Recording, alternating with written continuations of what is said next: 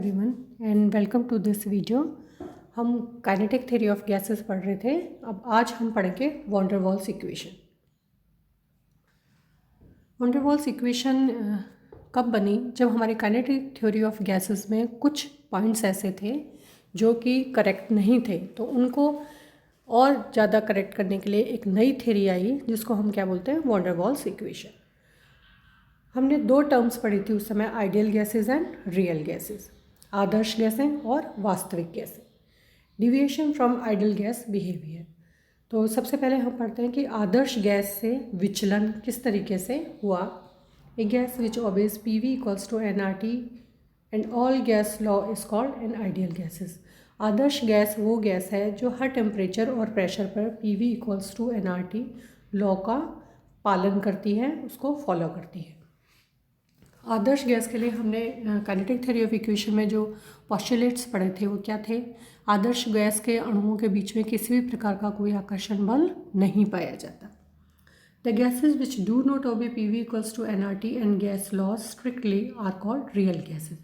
जबकि वास्तविक गैसें कौन सी गैसें होती हैं जो कि इस आदर्श गैस समीकरण का पालन नहीं करती। Real gases show deviation from ideal behaviour at low temperature and high pressures. अब जो दो तरीके की गैसें हो गई, एक आदर्श गैस जो PV इक्वल्स टू nRT नियम का पालन करती है, दूसरी वो गैस है जो PV इक्वल्स टू nRT और गैस लॉज का पालन नहीं करती, उनको हम क्या कहते हैं, वास्तविक गैसें। अब ये जो वास्तविक गैसें होती हैं ये लो टेम्परेचर पर और हाई प्रेशर पर आदर्श गैस व्यवहार से विचलित हो जाती है।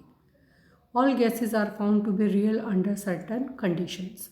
कोई भी गैस हर टेम्परेचर और प्रेशर पर अपना व्यवहार अलग अलग दर्शाती है। मतलब वही गैस एक अलग टेम्परेचर पर आदर्श गैस होती है और वही सेम गैस एक दूसरे टेम्परेचर पर वास्तविक गैस की तरह व्यवहार करती है।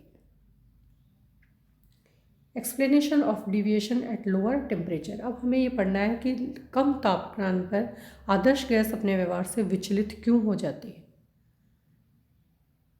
At higher temperature, kinetic energy of the molecule is also high.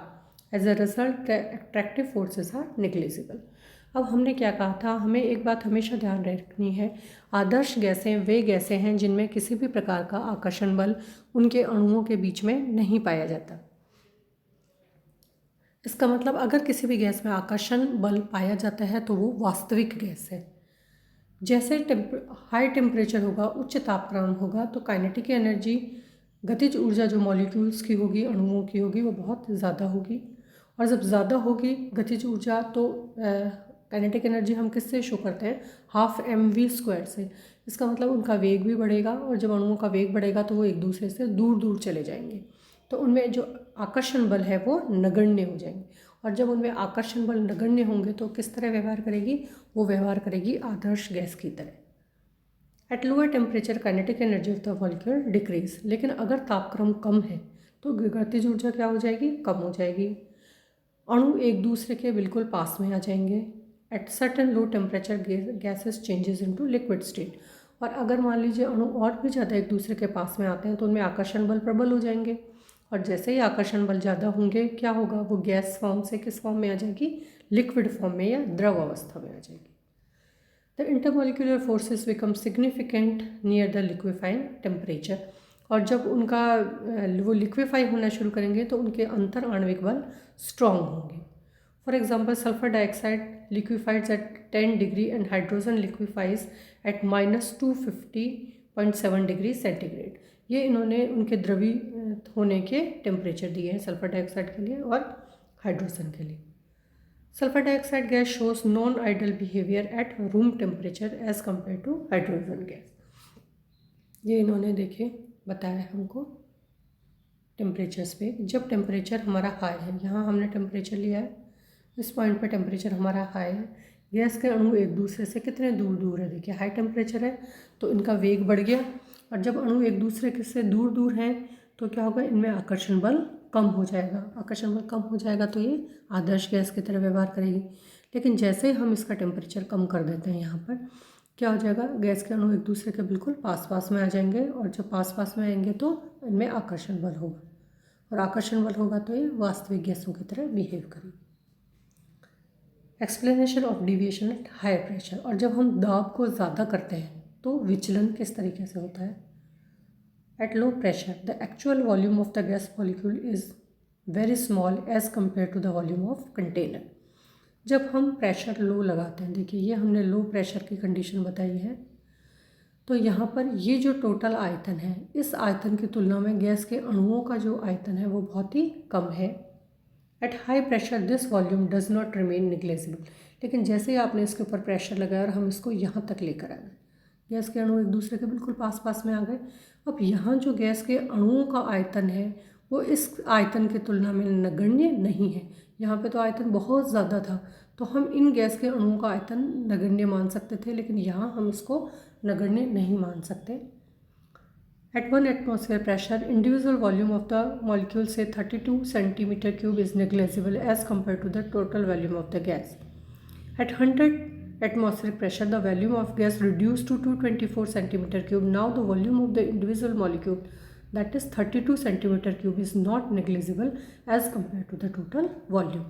अब हम कह रहे हैं कि यहाँ अगर हमारा गैस का टोटल आयतन ये था, तो इसके तुलना में 32 सेंटीमीटर क्यूब को हम निग्लिजिबल मान सकते हैं। लेकिन जैसे ही आपने प्रेशर बढ़ा करके इसको यहाँ तक कर दिया, अब इसका कितना हो गया वॉल्यूम, अब इसका वॉल्यूम 224 हो गया, तो अब हम इसको नगण्य नहीं मान सकते। देन कंप्रेसिबिलिटी फैक्टर या संपीड्यता गुणांक।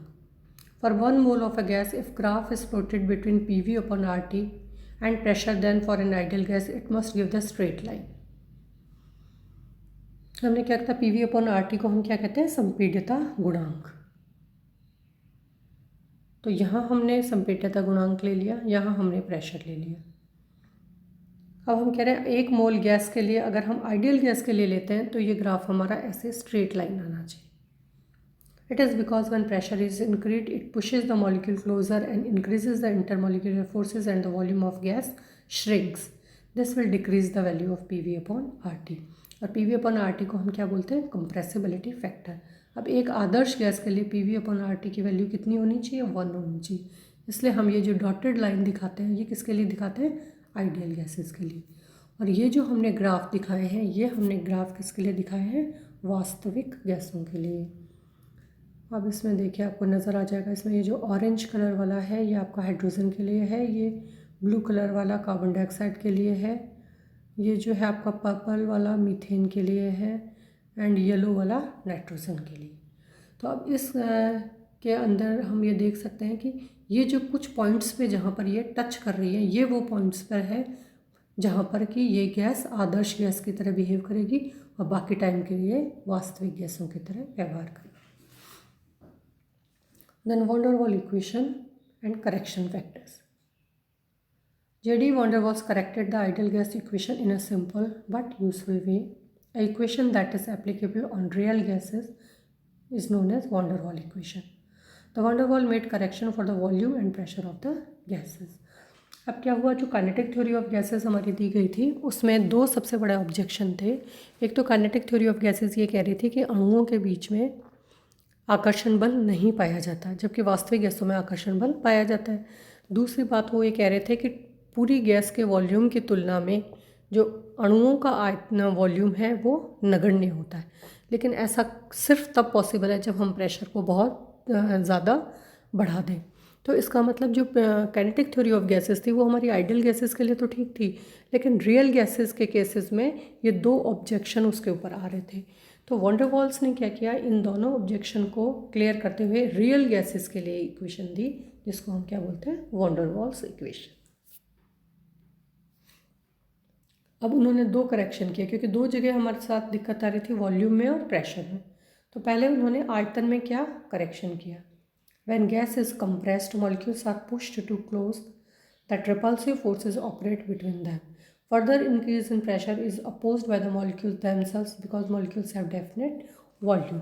ये कह रहे हैं जब हम किसी गैस को संपीड़ित करते हैं तो क्या होता है, गैस के अणु एक दूसरे के पास पास आना शुरू करेंगे। हम और ज़्यादा प्रेशर उसमें अप्लाई करेंगे तो अणु एक दूसरे को प्रतिकर्षित करना शुरू कर देंगे। Volume available to the gas molecule V equal to V vessel minus V molecule, इसको हम क्या कहते हैं, फ्री वॉल्यूम। क्योंकि ये जो आयतन है, इस आयतन में गैस के अणु स्वतंत्रतापूर्वक घूम सकते हैं। वी मॉलिक्यूल का मतलब क्या हो गया, जितने उसमें अणु हैं, n b, n is the total number of molecule and b is individual volume of 1 mole of the gas molecule. तो यहाँ पर जो वी मॉलिक्यूल होगा उसका वैल्यू हम कितनी लिख देंगे, एन इंटू बी। तो v इज इक्वल टू कितना हो जाएगा, v vessel minus n b. b is not equal to actual volume of the gas, it is fact 4 times the actual volumes of the molecules. तो b is equal to हमने कितना कर दिया, 4vm। अब हम आते हैं प्रेशर करेक्शंस पे। Each molecule in the middle of gas is attract by all sides, so the attraction forces are cancelled out. अगर हम ये कल्पना करें कि किसी बीकर में कोई गैस मॉलिक्यूल है, तो जो बीच का मॉलिक्यूल है उस पर सब तरफ से बाकी के अणु आकर्षण बल लगा रहे हैं, तो टोटल आकर्षण बल कितना हो जाएगा, 0 हो जाएगा। क्यों 0 हो जाएगा, क्योंकि वो आकर्षण बल ऊपर की तरफ लगेगा, नीचे की तरफ लगेगा, लेफ्ट साइड लगेगा, राइट साइड भी लगेगा, तो टोटल 0 हो जाएगा। When a molecule is about to strike the wall of the container, it experiences a force of attraction towards other molecules. अब गैस का दाब किसको कहते हैं, गैस के दाब का मतलब है जिस वेग से गैस के अणु, मान लीजिए ये कोई कंटेनर या बीकर की दीवार है, तो ये अणु आकर के इससे टकराएंगे। जब ये टकराएंगे तो इस पूरी दीवार के ऊपर एक दाब उत्पन्न होगा, जिसको हम क्या बोलते हैं, गैस का दाब या pressure of the gas. Pressure being observed on the wall of the vessel is less than the ideal pressure. ठीक है, हम क्या कह रहे हैं, हम कह रहे हैं गैस के अणु लगातार आकर के इस दीवार से ऐसे टकराते हैं और उससे इस दीवार के ऊपर एक दाब उत्पन्न होता है, जिसको हम गैस का दाब कहते हैं। लेकिन अगर मान लीजिए कोई गैस का अणु यहाँ आ रहा है, दूसरे अणुओं ने उसको घेर रखा है, अब इन दोनों के बीच में क्या होगा, आकर्षण बल, यहाँ भी आकर्षण बल, यहाँ भी आकर्षण बल, यहाँ भी आकर्षण बल। तो क्या हो जाएगा, जिस स्पीड से जाके ये यहाँ टकराना चाहिए था उस स्पीड से ये नहीं टकरा पाएगा। क्यों नहीं टकरा पाएगा, क्योंकि गैस के अणुओं के बीच में आकर्षण बल होता है। तो P ऑब्जर्व्ड हमारा क्या हो जाएगा, P ideal minus pressure correction.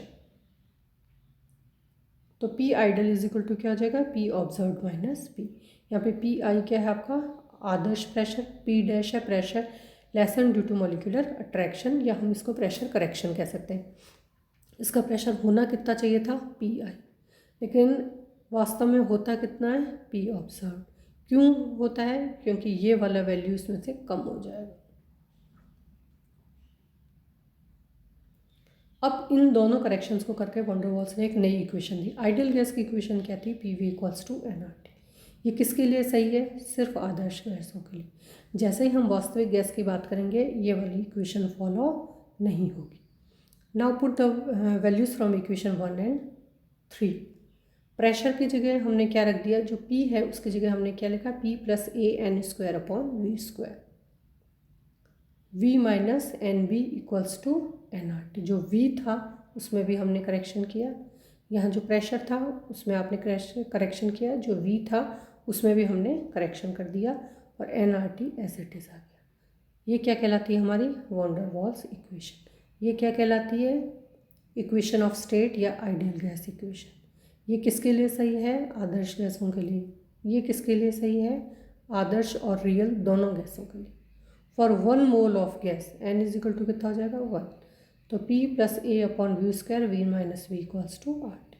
ये बहुत बार एग्जाम में क्वेश्चन पूछा जाता है कि 1 मोल गैस के लिए वॉन डेर वाल इक्वेशन का मान लिखिए। तो आपको क्या लिखनी है, ये वाली वैल्यू। अब हम यूनिट्स देख लेते हैं, units of van der Waals constant. अब यहाँ पर A और B दोनों क्या कहलाते हैं, वॉन डेर वाल कांस्टेंट। तो A की वैल्यू हमने ये n² और इन सब की वैल्यू रख करके ये हमने A की वैल्यू निकाल ली, एंड ये हमने units of B। Thank you.